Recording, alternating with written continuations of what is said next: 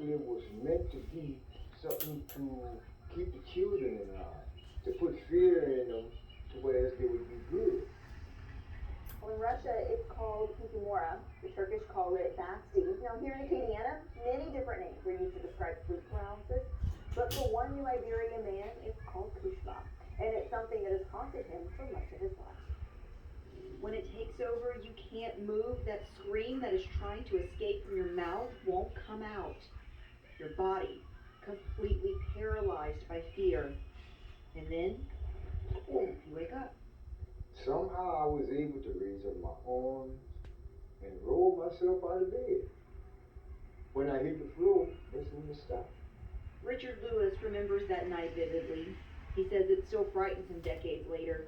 When you don't know what you're going through and everything like this, and then when you explain it to somebody, that's older than you, and they'll tell you that was kushma. When Titania Johnson was 3, his mother moved him back to New Iberia. He grew up hearing these stories. The tale never changed over the years. It was always a demon or a witch that rides your back and smothers you while you sleep or holds you down while you sleep. It was always the same thing. And for me, it was just a little too vague.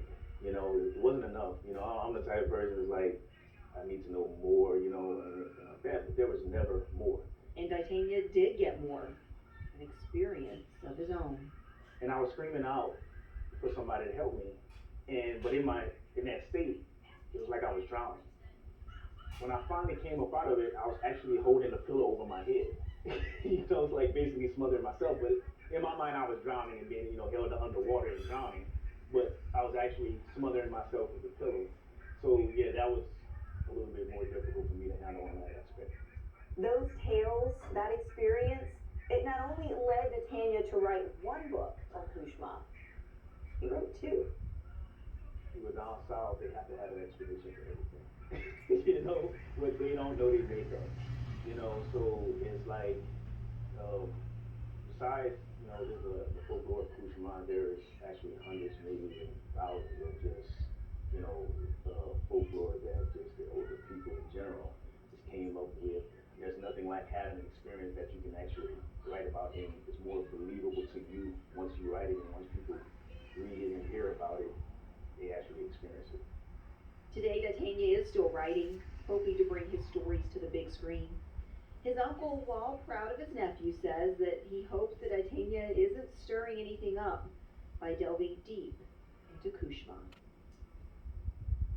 And Dave, it was a lot of fun, that shoot was, and Sean Constantine came with me on that shoot, and he didn't like it very much. He was like, I've had that before, and no. It's the worst when you're having a nightmare and you just cannot move in the nightmare. You're just stuck there. It is the absolute worst. So this story is posted on KATC.com, and there's a lot more on the website as well. I have both of the books from Titania, and they're really good.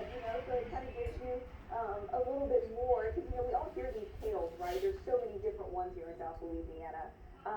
So it kind of gives you a little bit more than what you get maybe from your grandmother or your great-grandmother. Are they good enough for bedtime stories for your girls? Of course. Don't send me the angry